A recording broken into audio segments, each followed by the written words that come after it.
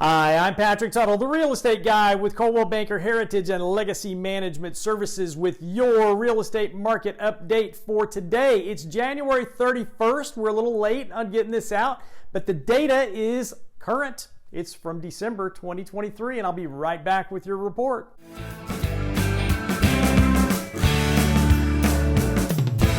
All right, so we're back with our report today, and December is never a great month unless you're supported by COVID things. So let's look at what's going on. This is the resale report that we're starting off with, and you're going to notice here that we had a little dip in the green line. That means our inventory went down a little bit in the month of December. Now, specifically, here's what happened. Our resale sales were down 5.2% year over year. So that's not horrible. It means that last December wasn't that great. This year wasn't that great. It was continuing to decline. We had almost a full year of 7+% interest rates, and that continued out through the month of December. Our months of inventory continues to climb. We were at 65.2%. Now, what's happening there? Well, two things. One, there's more houses on the market, and two, there are fewer buyers, so that gives us that gap on what's happening with the months of inventory. We're at 2.33 months of inventory at the end of December, and the average price continues to rise. It was an 8.6% increase in sales, up to $263,646. That's a big number for us in El Paso for the average size home in the resale market. Size home went down 0.4%, not really a statistical significance there. It's just, that's a couple of feet. It's nothing.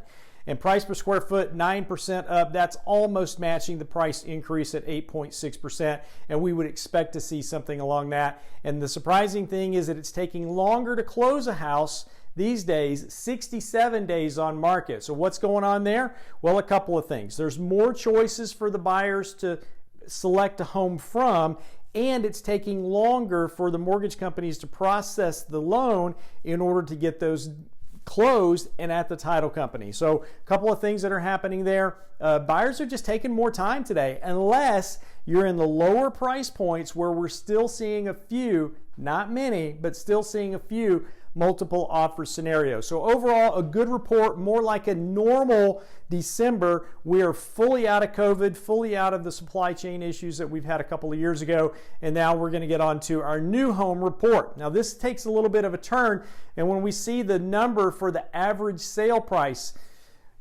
really big for the El Paso market. So what's going on? Green line also went down just a little bit. Builders kind of pulled back in Q4 on what they were doing with their starts, trying to clear the inventory out. We saw a lot of the incentives in the last quarter. We're still seeing them here in January, and it's a great time to buy a new home if you don't mind the price being here and then getting incentives to bring the value down, because they're going to throw things in there. They're going to pay for stuff for the buyer so that they can preserve that price.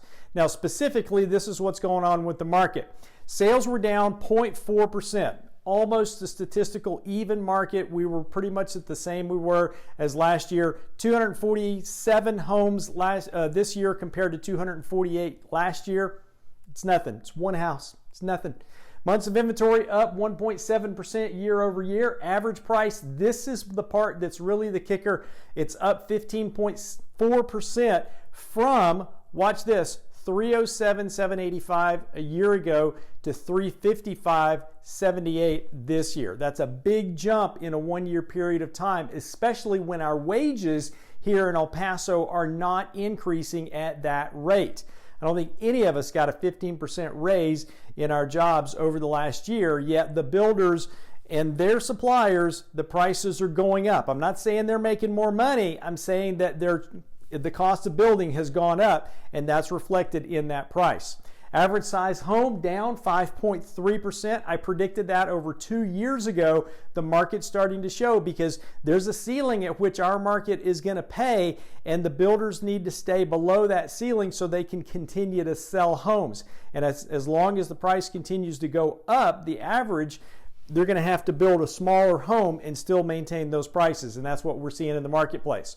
Price per square foot, 8.5% up, and the days on market is 155 compared to 131 last year. What's going on there?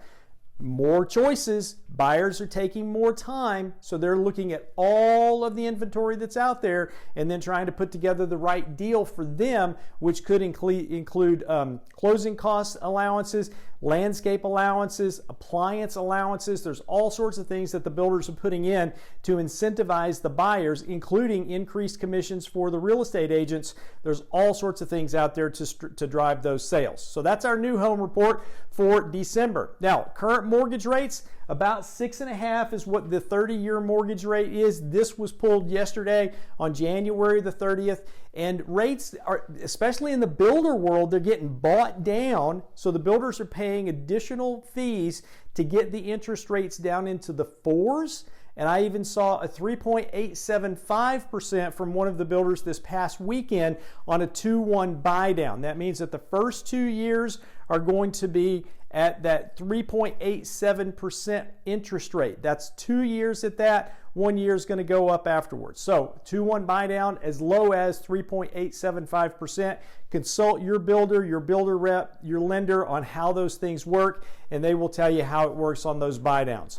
Mortgage rates, this is just our lines there. It says that 7.74% is for a 5-year ARM, 15-year fixed at 5.826 and 6.578 on the blue line right there in the middle.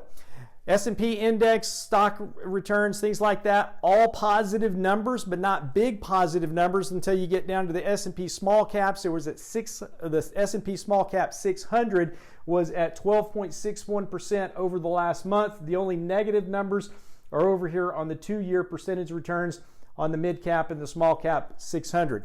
Why am I showing you this? Because our real estate is continuing to appreciate here in El Paso, and people with money in the stock market, if they're letting it sit there and the money managers are working it, you're not making a lot of return. You may be making more money on an investment in residential real estate.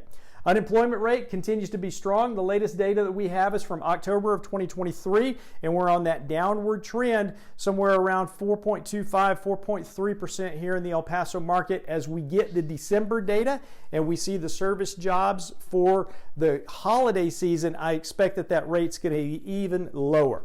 3 key takeaways for the month. Number 1, the December report, pretty normal for a year outside of COVID. Nothing exciting about it, nothing really shocking. It was pretty normal if you go back to 2019, 18, 17, and beyond.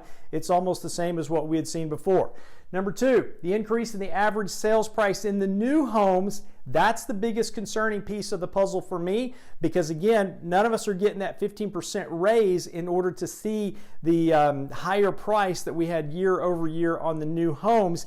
And our wages overall here in El Paso have lagged the market and inflation, and that's a piece where we all should be concerned about it, where we need to add more value to our employers, and the prices need to come down. And if the prices don't come down, then we're going to sell fewer products overall. Number 3, many new home builders are offering great incentives for the buyers to clear out that inventory. Again, we're seeing higher closing costs. We're seeing more incentives for appliances, landscaping, and the builders are offering higher commissions to the real estate agents. So new homes are still a great place to look. You're going to get a little bit smaller home, but it's going to be brand new, and you're going to get some things paid for by the builder. And that's our report for today. Thanks for watching. If I can be of service to you in any way, please reach out to me. 915-588-1850 is my cell number. Be happy to visit with you about how we can serve you in your real estate needs. If you're an agent, we'd love to talk to you about how we can serve you in your brokerage needs to help you build your business. And if you just like to talk, give me a call anyway. 915-588-1850. Thanks for watching. God bless you, and make it a great day. Bye-bye.